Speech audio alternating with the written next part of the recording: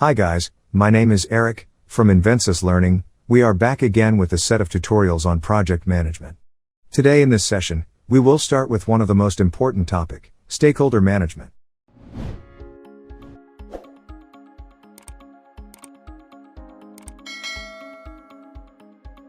So let us start with the tutorial with the agenda. We will start with the introduction on stakeholder management. Then, we will discuss, what is stakeholder management? And its importance. Post that, we will discuss about, the stakeholder management plan, and after that we will understand the stakeholders and then we will discuss the difference between customer relationship management and stakeholder relationship management. Then we will discuss about the stakeholder mapping and finally we will conclude the session with the best practices in stakeholder management. Sounds interesting, right? Let's start with our first topic. What is stakeholder management? Stakeholder management is the process of organizing, monitoring, and improving interactions with stakeholders. It involves systematically identifying stakeholders, understanding their requirements and expectations, and preparing and carrying out specific actions in order to interact with them. A strong stakeholder management strategy will help to organize your interactions, while also analyzing the status and quality of your relationships with diverse stakeholders. There are 4 important phases of the stakeholder management process. Identify stakeholders. Plan stakeholder engagement. Manage stakeholder engagement. Monitor stakeholder engagement. The procedures for project stakeholder management are provided as separate processes with specified interfaces. They overlap and interact in ways that the PMBOK guide cannot fully describe. It requires adaptability based on the stakeholders' expectations and requirements. Now, let us see the importance of stakeholder management. Stakeholder management is a critical component of running a successful project. Developing and maintaining positive relationships with the stakeholders is the key to success. Stakeholder management is important, since it is the lifeline of effective project relationships. This requires developing a solid relationship, and understanding how their job contributes to the project's success. Based on facts from their industry, key stakeholders might give limitations or requirements. This will assist you in comprehending the project's risks, both positive and negative, and restrictions. With all these information, project success will be ensured by managing the stakeholders. Till now, we have seen what stakeholder management is and its importance. Now, we will see the benefits of stakeholder management. There are several advantages of stakeholder management. The major benefits of stakeholder management include, ensure project success, risk management, competitive advantage, project acceptance. So let us discuss the benefits in detail. Ensure project success. Involving the stakeholders in project requirements will enable the acceptance of stakeholder. This will help in increasing the possibility of project success. Our second benefit of stakeholder management is risk management. The more stakeholders you include, the lower your risks will be. They may raise difficulties or worries about reaching specific objectives or requirements during talks regarding project requirements or constraints. Identifying such risks and developing a strategy to manage them will significantly improve the success of your project. Competitive advantage. Take into account that certain stakeholders will have a lot of expertise. This will be based on current procedures, industry expertise, or historical information, which will help the project managers with the competitive advantage. This is crucial for sustaining the market and maintaining the reputation of the organization. Project acceptance. Engaging and involving stakeholders on a regular basis from the beginning will guarantee a good project finish.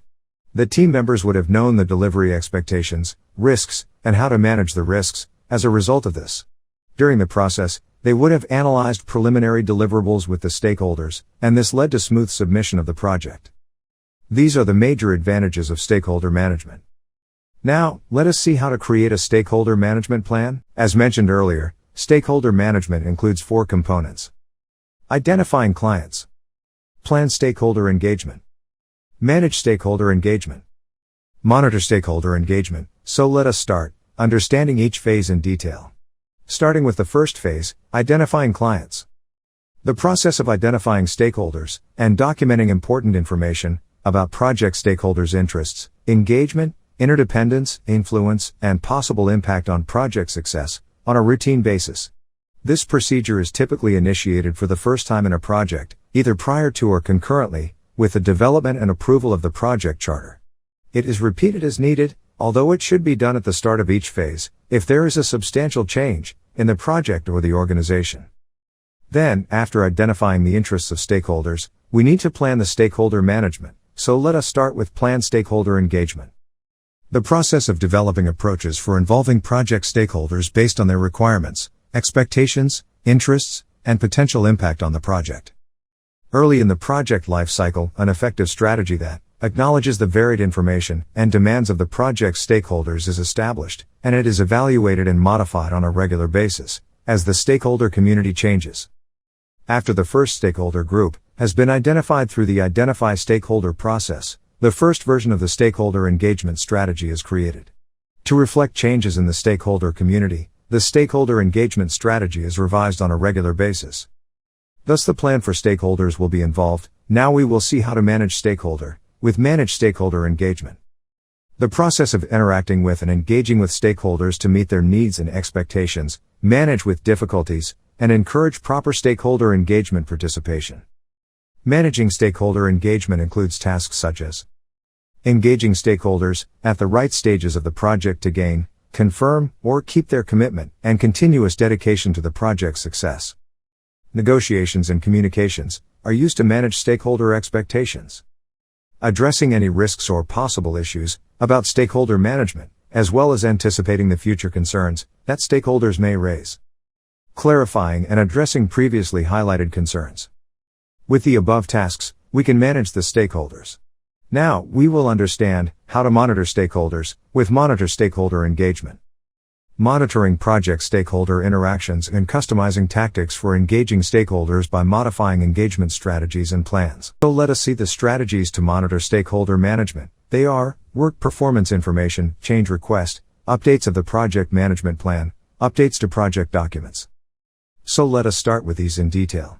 Work performance information. This provides information regarding the status of stakeholder involvement. The more involvement leads to more interaction. Change request. Corrective and preventative activities to enhance the present level of stakeholder involvement may be included in a change request. Updates to the project management plan. Any modification to the project management plan is submitted as a change request to the organization's change control procedure. Updates to project documents. As a consequence of monitoring stakeholder management, project documents may be modified.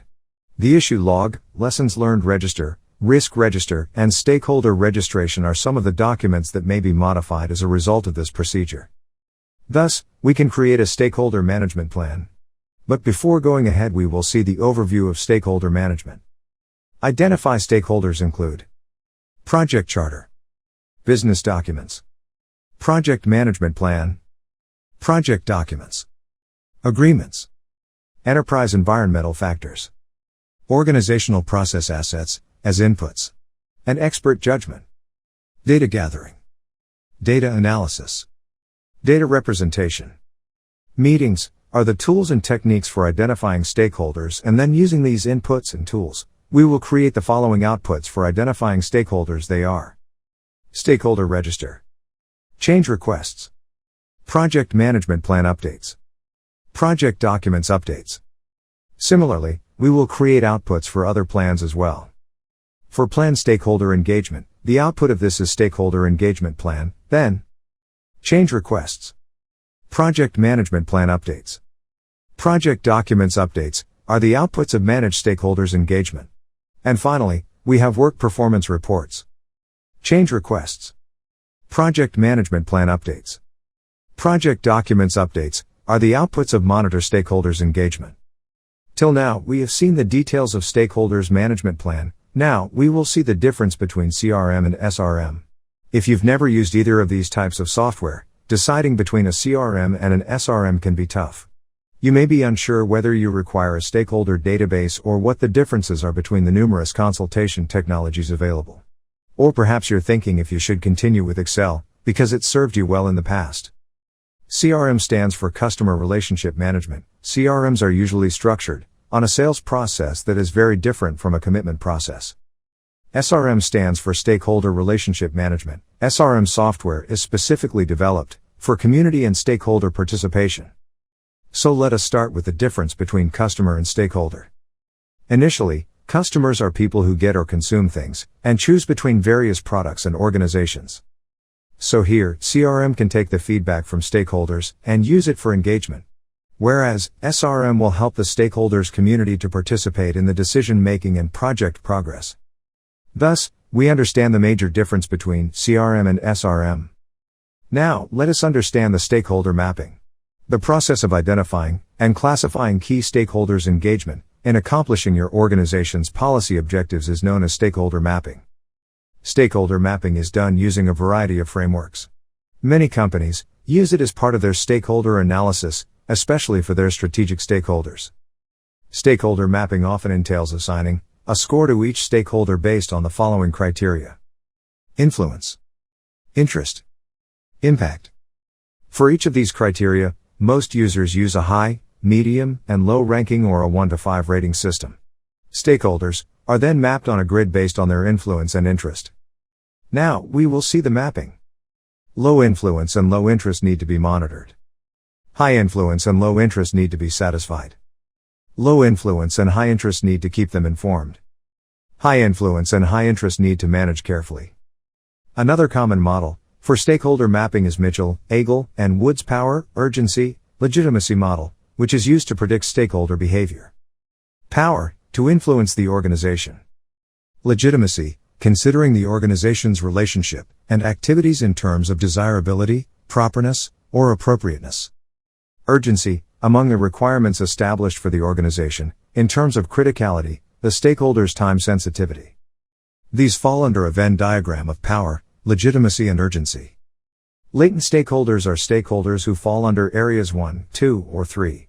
They are seen as less important for success if they possess only one of the 3 qualities. Expectant stakeholders are stakeholders in areas 4, 5, or 6. These stakeholders frequently have a direct financial interest in or influence on your project. Definitive stakeholders are stakeholders that have all 3 criteria in Area 7 and are given top consideration. These are the popular stakeholder mappings. Now, we will see the best practices used in stakeholder engagement plan. Stakeholder management is created by the managers that will impact the project's success.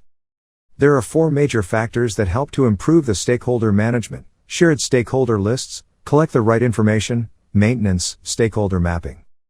It is important to be updated with the stakeholder list and make sure that you have access to the latest and most up-to-date list. This can be a huge time saver. Next, we have collect the right information. In this, make a list of all the fields you've chosen are critical to track. This will save you time, while also providing you with far more information on a stakeholder than simply their name and email address. Then in stakeholder management, it is very important to maintain the plan and update it regularly as per the requirements by stakeholders, which will enhance the rate of project success. Finally, mapping your stakeholders to analyze critical variables such as demographics, level of relevance, influence, effect, and interest is one approach to dramatically enhance your engagement efforts. These are the best practices in stakeholder engagement, such that it will help project managers to assure the project's success. Till now, we have seen everything about stakeholder management. Please let us know if you have any questions in the comment section. Planning to get certified in project management? Don't worry. We got it covered. For more information, reach out to our website Invensis Learning.